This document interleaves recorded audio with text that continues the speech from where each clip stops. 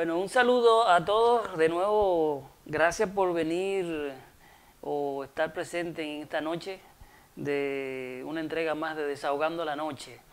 Hacía varios días que no hablábamos en vivo, pero es que estábamos envueltos en en muchos pendientes de trabajo, gracias a Dios.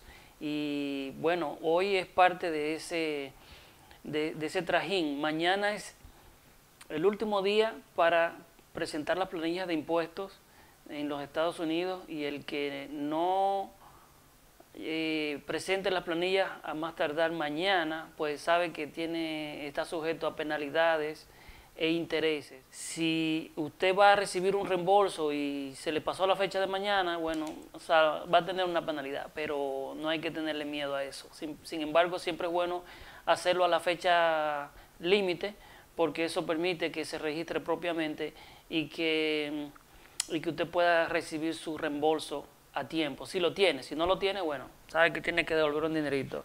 Andamos así, medio un poco de cuidado, pero eso es parte del trajín también, eso es parte de desahogar la noche.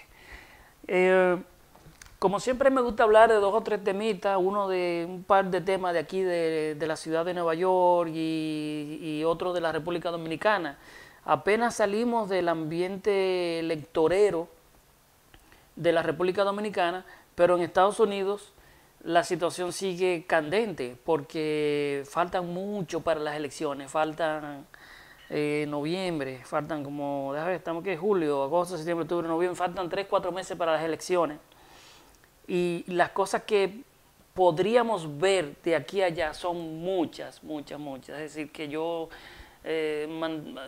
hay que tener la paciencia bien, bien puesta para esperar ese tiempo en medio de este vendaval pandémico y este pleito entre dos titanes que se están disputando el destino de los Estados Unidos, y nosotros los que estamos en el medio, que somos el jamón y el queso, pues somos el gustanini de ese sándwich, ¿verdad? Entonces, hoy, por ejemplo, el presidente de Estados Unidos, Donald Trump, dio unas declaraciones con respecto a un anuncio que o no un anuncio, porque el anuncio fue hoy, pero una orden que va a emitir en los próximos días. No dio detalles, pero se refirió a una orden ejecutiva con respecto a la ley de inmigración. Es decir, que en los últimos 20, 28 años no se ha hecho ningún cambio en la ley de inmigración, y él va a tomar ciertas medidas ejecutivas para ejercer unos ajustes que él entiende que son necesarios, y que vamos a ver los detalles en los próximos días. Él no dio más detalles hoy, solamente habló sobre eso y de su respuesta a Joe Biden, candidato demócrata, que apenas empieza a calentarse de lleno el dime y direte de estos dos señores con miras a las elecciones del mes de noviembre. Vamos a esperar qué pasa con respecto a eso. También habló de la situación que se ha presentado en China con Hong Kong, y como él bien dice, si China se apropia, digamos ya de manera definitiva de Hong Kong, pues todas esas ventajas económicas que obtenía Hong Kong a través de las exenciones e inversiones estadounidenses, todo eso pues se va a ir para otro lado. Sobreentiende que muchas de esas inversiones van a regresar a los Estados Unidos, que es lo que se pretende, porque aquí hay mucha gente que necesita trabajo. Eso y el descontrol de la inmigración son dos llaves abiertas que tiene la economía de los Estados Unidos, que sin ese control no es posible establecer una agenda eficiente en términos económicos para los que estamos aquí, que necesitamos mejorar nuestra situación económica, y para los que estamos aquí que necesitan encontrar pues un camino hacia la estabilidad económica. Es decir, que los días que vienen son aciagos, son muy tormentosos. Todos los días noticias, encontronazos y una guerra, o yo podría decir una batalla. Ya dije guerra, no le iba a decir la palabra, pero bueno, ya la dije. Que existe entre dos grupos, digamos, políticos y económicos que han gobernado este país por muchísimos años y en los últimos 20 a 25 años ha estado abriendo toda su economía y todas sus potencialidades hacia el exterior, y eso ha hecho que este país no consolide, digamos, algunas generaciones entre la mía y las que me continúan a mí no han podido, digamos, consolidar el sueño americano. Pero bueno, esperemos a ver qué pasa. Las elecciones están cerca, se ve lejísimo, se ve demasiado lejos eso, pero hay que ponerle la cara y hay que ser pacientes y hay que esperar a ver qué sucede. Como digo, todo esto no va a cambiar hasta después de las elecciones, pero una de las cosas que hoy me puse yo a pensar es, y después de las elecciones aquí en los Estados Unidos, ¿qué va a pasar? Si todo lo que ha pasado desde antes o desde que Donald Trump asumió el poder, todas las cosas que desde antes inclusive que él asumiera el poder, todas las cosas que han pasado en este año 2020, que ha sido un enfrentamiento frontal, definitivo y sin careta de la lucha por el dominio y el control de la economía mundial. Esto me abre la inquietud, me despierta la inquietud y me abre un poquito el temor de si Donald Trump se reelige como se espera, ¿qué va a pasar después? ¿Cómo lo van a tomar los que pierdan? Esa es una pregunta que solamente vamos a ver la respuesta cuando pasen las elecciones, pero es una inquietud válida.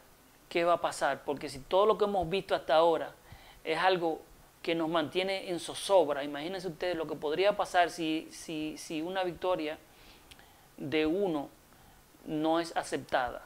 No sabría qué decir si es al revés, pero lo que se espera en los próximos meses es bien inquietante. Sé que tenemos que tener mucha paciencia y ser muy conscientes de la realidad. Esto es lo que yo quería desahogar de lo que está pasando en Estados Unidos. Faltan muchas cosas pasando, no podemos hablar o especular, más bien observar lo que está pasando para poder siquiera decir lo que uno piensa, equivocándose o no. En cuanto a la República Dominicana, igual, pasaron las elecciones, la marea bajó mucho, los tweets han bajado increíblemente, ¿cómo se llaman? Los bots casi no se sienten, y bueno, yo me mantengo ahí chequeando entre noticia y noticia porque me gusta estar informado, pero por ejemplo hoy la señora Milagros Ortiz Bosch, que fue la primera designación del Ejecutivo para ocupar uno de los ministerios de transparencia, que no tengo ninguna duda ni ningún cuestionamiento con ella. Yo no puedo juzgar su accionar en el pasado ni en el presente, solo sé que es una persona mayor que entendía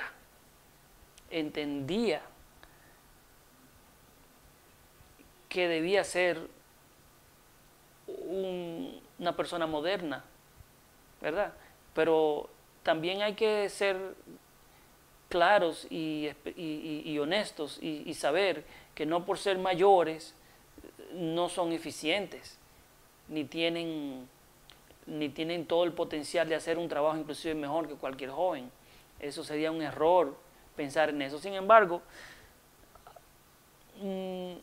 por el tipo de declaraciones que las personas empiezan a dar, tú te das cuenta como que está o no está, o está perdida o no está perdida. Vamos a ver, porque yo vi algo hoy que me llamó la atención y se refiere, o no lo voy a decir porque no quiero caer en una mala interpretación, pero voy a esperar un poco más con respecto a esa designación, que no digo que sea mala, no digo que sea mala. Y la que más me preocupaba a mí de las designaciones del nuevo gobierno era la que tenía que ver con el Banco Central. ¿Por qué? Porque todos sabemos que la política monetaria es la columna vertebral, digamos, de la estabilidad macroeconómica. Y no solamente la dirección que existe en ese organismo, pero también el momento histórico en el que se produce. Y entiendo que fue muy atinado, fue muy lógicamente atinado mantener en ese puesto al gobernador del Banco Central. No estoy diciendo que sea definitivo por el resto del gobierno, no. Yo entiendo que hay personas que trabajaron para ocupar esa posición y ya él tiene ahí bastante tiempo. Pero los resultados de él no son cuestionables de ninguna manera. Y su presencia en el Banco Central, por las relaciones que tiene internacionales, por el tiempo que tiene manejando la política monetaria, nos dan a todos una buena señal de que el gobierno, el presidente, en esa parte ahí no va a inventar con nada nuevo. Yo creo que eso ha sido la designación más atinada de su gobierno. El resto de personas que han sido nombradas, pues muchos yo ni los conozco, o que no tengo muchos años que no vivo allá, y son personas que sí deben ser conocidas en el ambiente, etcétera, etcétera. Pero por sus perfiles y por su derecho a la oportunidad, no tengo cuestionamientos con ellos. Es decir, que hay que esperar que ellos tomen sus puestos, accionen y todos son parte de un mismo equipo. Es decir, que yo espero que funcione bien. Yo le deseo al gobierno lo mejor, que todo marche bien, es para bien de todos. Cuando los dominicanos entendamos que un gobierno no es de un grupo específico, una vez se asume el poder, se es gobierno para todos. Y se deben estandarizar las políticas estatales para que las personas no se vean afectadas cuando cambia un gobierno a otro. Siempre hay posiciones, como se sabe, que son importantes, que deben ser ocupadas por personeros importantes y de la mayor confianza del Ejecutivo. Eso se sabe. Vamos a ver qué pasa con el nuevo gobierno. Yo tengo fe, soy un hombre de fe. Una cosa que los dominicanos tenemos, que no hemos podido corregir, es esa informalidad que nos caracteriza. El manejo irresponsable, no que el gobierno le está dando a la pandemia, porque ahora se acusa al gobierno de un lado, pero como ya no se es gobierno, se acusa del otro, y en eso estamos. Perdemos la objetividad. El gobierno ha hecho el trabajo. El que no ha hecho su tarea es la mayoría del pueblo dominicano, que no ha tomado las precauciones necesarias irresponsablemente. Y esto es un asunto que va a estar con nosotros por mucho tiempo. Si no aceptamos, si no asumimos nuestro rol y nos ubicamos y hacemos las cosas y nos dejamos llevar por las recomendaciones de los expertos, pues vamos a tener muchos problemas. Vamos a tener muchos problemas y el país necesita restablecerse lo más pronto posible, porque nosotros no somos una potencia. nosotros somos, apenas podríamos decir que somos autosuficientes en el abastecimiento alimenticio, que tenemos la capacidad de producir todo lo que consumimos. Eso de por sí ya hace a un gobierno o un país independiente, pero se necesitan muchas cosas más y tampoco se pueden tener de la noche a la mañana.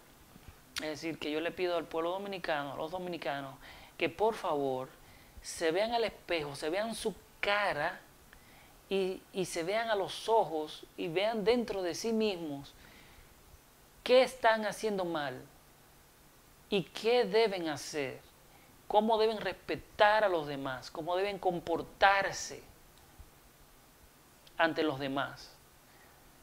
Vuelvo y digo, si usted sale y usted no puede controlar la distancia para manejarse con las demás personas, use su máscara. Deje el revoloteo, deje el juntadero con un montón de gente. Eso de por sí no es ni higiénico ni prudente. Porque lo que más hay son gente imprudente. No solamente allá, aquí. Aquí yo veo gente imprudente que eso no tiene madre. Es decir, voy al supermercado y de 10 personas, 4 son imprudentes. O sea que no es un asunto de allá nada más. Pero aquí se maneja un poquito diferente. Allá hay como más irrespeto, o quizás no más irrespeto, más ignorancia, yo diría, de las cosas. Y después acaban a uno y le dicen cualquier pendejada por las redes y todo eso, pero en realidad lo que tenemos es que ser conscientes de que tenemos una situación en la que si todos no colaboramos, no vamos a poder salir de esto. Y lo que necesitamos es precisamente salir de esto, volver a la nueva normalidad, porque definitivamente nunca va a ser la misma normalidad de antes. Bueno, eso ha sido todo por esta noche. Les doy las gracias. Espero verlos mañana. Muy pronto vamos a tener más entrevistas. Tengo por ahí unos candidatos que nos van a hacer la noche. Ya se corrigieron algunos problemitas técnicos que teníamos y vamos a poder estar más libres de hacer cosas más diferentes. Gracias. Recuerdo que pueden ver este programa grabado. Pueden seguir mi página para cualquier información de impuestos a través de Rise Corp en Facebook y Rise 65 en Instagram, y este programa grabado lo pueden ver también en Desahogando la Noche en YouTube. Muchísimas gracias, que pasen buenas noches. Estamos a casi mitad de la semana. Que descansen.